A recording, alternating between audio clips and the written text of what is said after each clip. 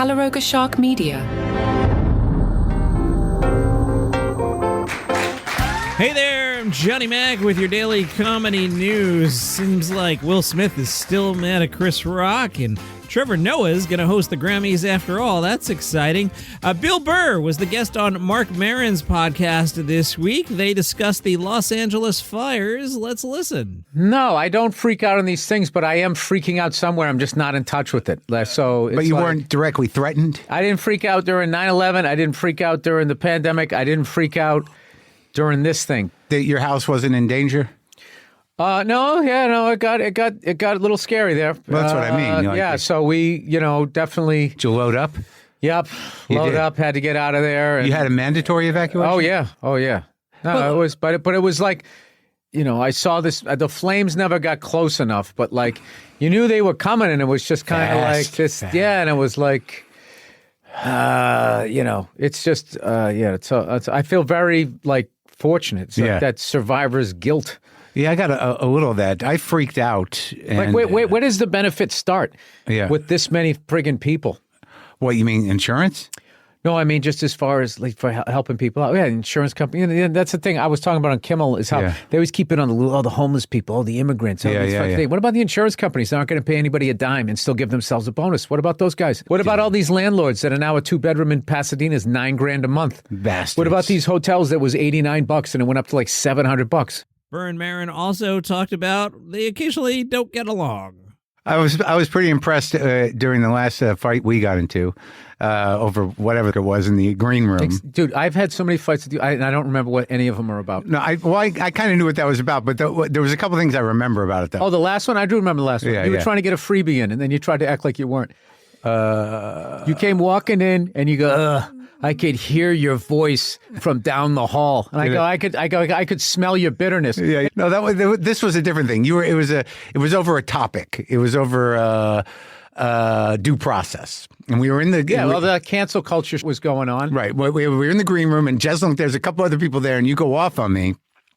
And all I remember is like, I'm going to have to just take this. I'm going to have to stand. I can't walk away from it. I'm going to have to hold my ground and wait till this passes.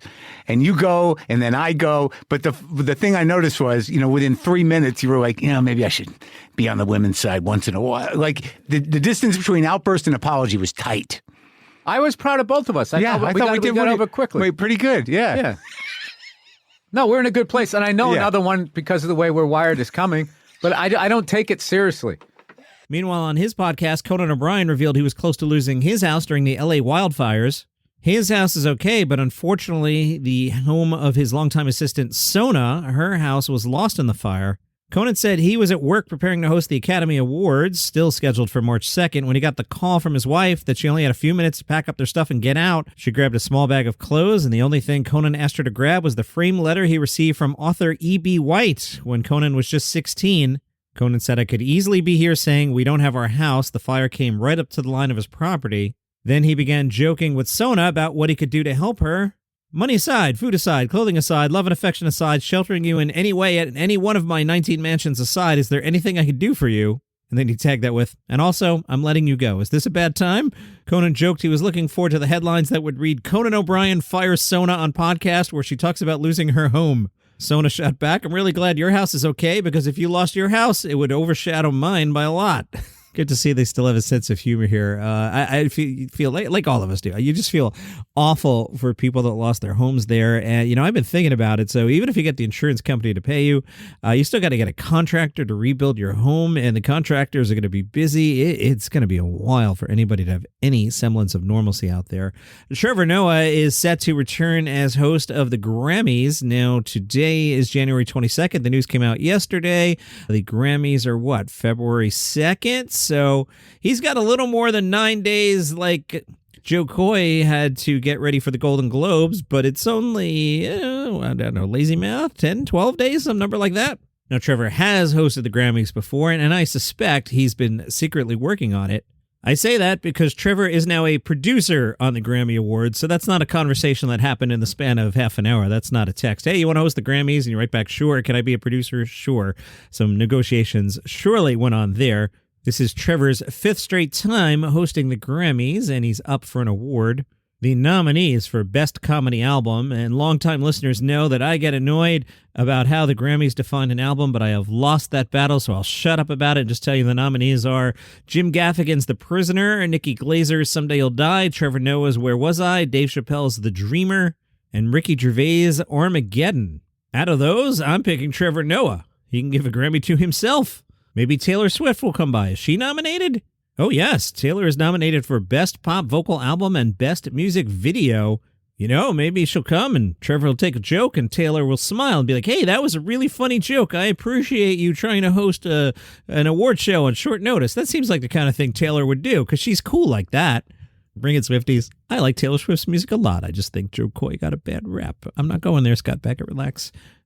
In Touch Weekly says a source close to Will Smith revealed that Will Smith still holds resentment towards Chris Rock, particularly due to the comedian's smug attitude following the infamous incident. The source claims that Will Smith is now relishing what he feels like a last laugh moment as Chris Rock finds himself embroiled in controversy.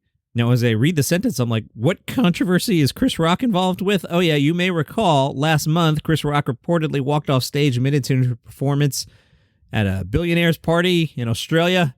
I got news for you, Will Smith. Not much of a controversy. I couldn't even remember it.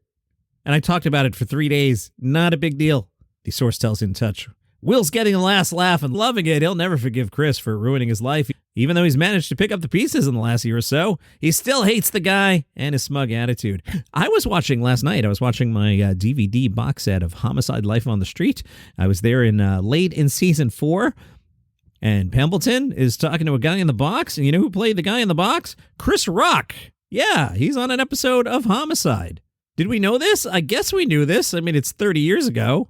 It's the episode Requiem for Adina. Chris Rock plays Carver Dooley.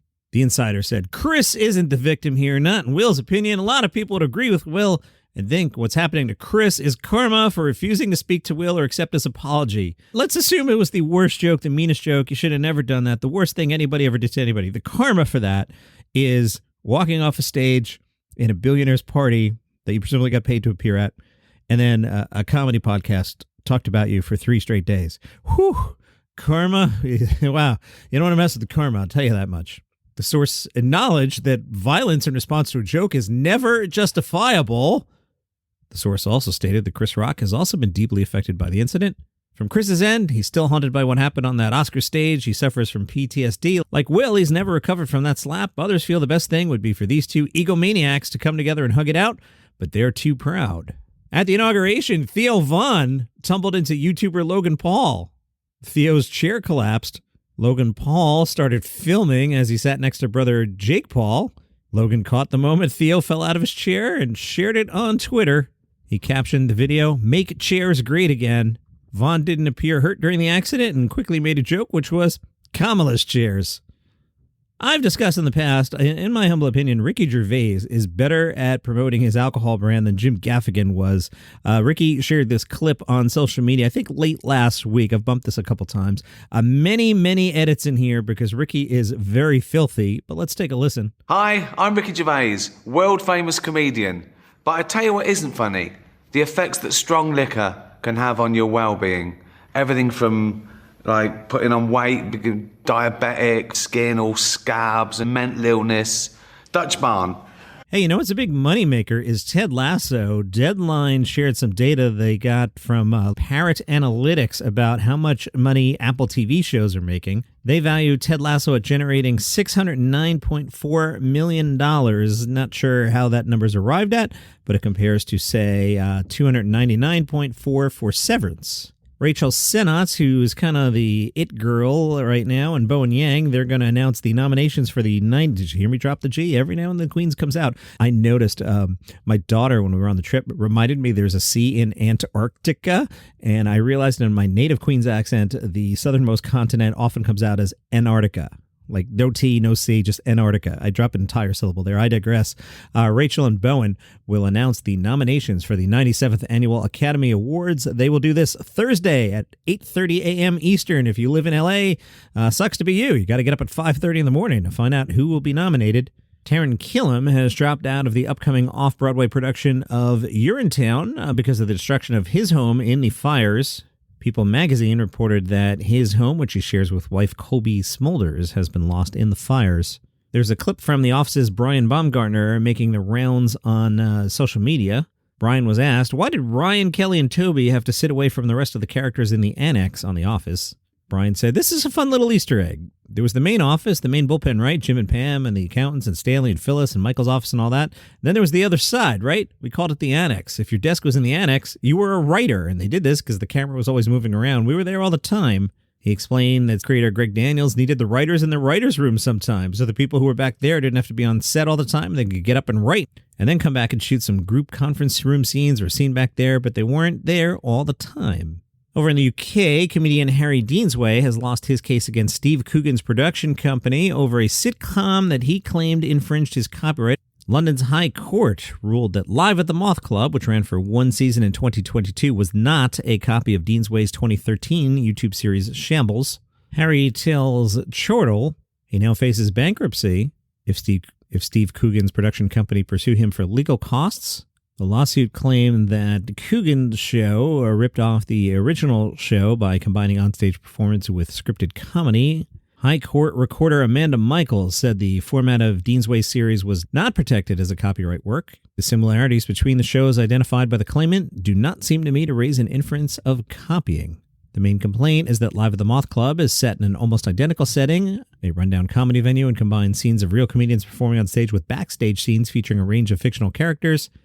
In my judgment, LATMC may have the same central underlying idea as Shambles, but that does not by itself lead to any inference that the pleated format of Shambles has been copied as a whole or in substantial part. Interesting case there. I'm by no means an expert in UK law. And that is your comedy news for today. If you enjoyed the program, tell a friend about it. They might like it too.